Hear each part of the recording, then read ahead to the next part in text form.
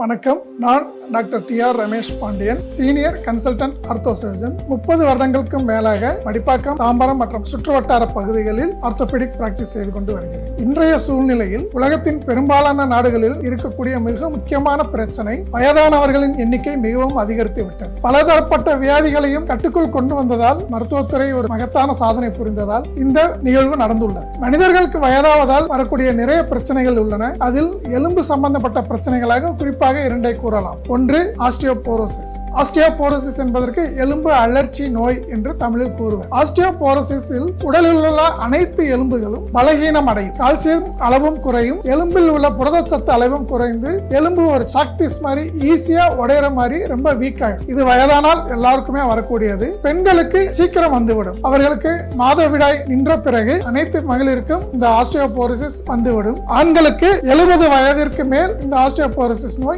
கண்டிப்பாக வந்தே தீரும். இதை நாம் எப்படி சமாளிப்பது, எப்படி தடுப்பது? இதில் தடுப்பதற்கு ஒன்றும் கிடையாது. ஏனென்றால் இது வயதாவதால் வரக்கூடிய ஒரு ப்ராப்ளம், வியாதி. அதை எலும்பு வலுவிழந்து போவதை வேகத்தை வேண்டுமானால் நாம் குறைக்கலாம். எவ்வாறு குறைக்க முடியும்? நம் எலும்பின் வலு எதனால் மெயின்டைன் செய்யப்படுகிறது? நாம் எலும்பை சுற்றி உள்ள தசைகளை உடற்பயிற்சி செய்து ஸ்ட்ராங்காக வைத்திருப்பதன் மூலம் எலும்பையும் நாம் ஸ்ட்ராங்காக வைத்திருக்க முடியும். இது ஒரு நாள் 2 நாள்ல மாத்திரை சாப்பிட்டு சரி பண்ற மாதிரி உடனடியாக பண்ண முடியாது. சோ நம்ம சின்ன வயசுல இருந்தே நம்மளுடைய அனைத்து தசைகளையும் பயிற்சி கொடுத்து எலும்பின் ஸ்ட்ரென்த்தை மெயின்டைன் பண்ண வேண்டும். ஆகவே அனைவரும் காலையும் மாலையும் குறைந்தபட்சம் ஒரு 20 நிமிடமாவது உடற்பயிற்சி செய்து அனைத்து தசைகளையும் பயிற்சி கொடுத்து எலும்பின் உறுதியை நாம் மெயின்டைன் செய்து கொள்ள வேண்டும். இரண்டாவது, கால்சியம் சப்ளிமெண்ட் எடுத்துக்கொள்ளலாம். நாம சாப்பிடக்கூடிய ஒரே சப்ளிமெண்ட் கால்சியம் தான் எலும்பை பொறுத்த வரைக்கும். சில சமயம் விட்டமின் டி சப்ளிமெண்ட் எடுத்துக்கொள்ளலாம்.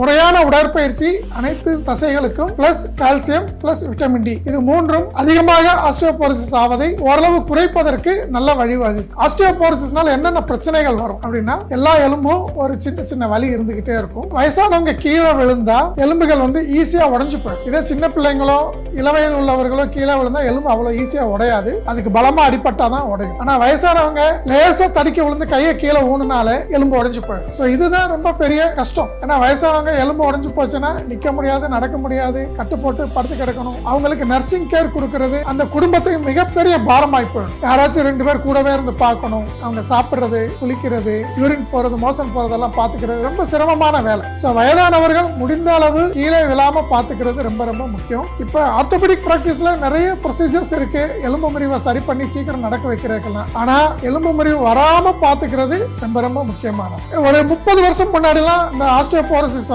வயசானவங்க கீழே விழுந்து இடுப்புல எலும்பு முறிஞ்சு போச்சுன்னா அதுக்கு பெரும்பாலும் வைத்தியமே இருந்ததில்லை. நிறைய பேர் அப்படியே அந்த பெரியவங்களை பெட்ல போட்டு விட்டுருவாங்க. அவங்க ஒன்றும் சாப்பிட முடியாம செய்ய முடியாம வழியில அவஸ்தைப்பட்டு 2-3 மாசம் இருந்து பெட் புண்ணெல்லாம் வந்து இன்ஃபெக்ஷன் ஆகி உடம்புல எல்லா மற்ற பிரச்சனைகள்லாம் வந்து அவங்க உயிரிழப்பு ஆகிற அளவுக்கு இருந்தது. ஆனா இப்போ ஆர்த்தோபெடிக்ஸ் பிராக்டிஸ்ல இடுப்புல எலும்பு முறிஞ்சு போனா அதை நம்ம பந்து முறிஞ்சு போனா பந்தை மட்டும் மாத்தி செயற்கை மூட்டு வச்சு 2வது நாளே நடக்க வைக்க முடியும். சோ பெட் ரிடன்சி ப்ராப்ளம்ஸ் எதுவுமே வராது. இல்ல அதுக்கு கீழே உடைஞ்சு போனாலும் பிளேட் அண்ட் ஸ்க்ரூஸ் இல்லாட்டி நெயில் ராட் போட்டு பிக்ஸ் பண்ணி பேஷண்ட்டை ஒரு 4-5 நாள்ல நிக்க வச்சு நடக்க வைக்க முடியும். சோ இதெல்லாம் இப்போ உள்ள ரீசென்ட் அட்வான்சஸ். அதே மாதிரி கையில எலும்பு முறிஞ்சாலும் பிளேட் அண்ட் ஸ்க்ரூ வச்சு சீக்கிரம் அவங்களோட ஃபங்க்ஷனை ரீகெயின் பண்ண முடியும்.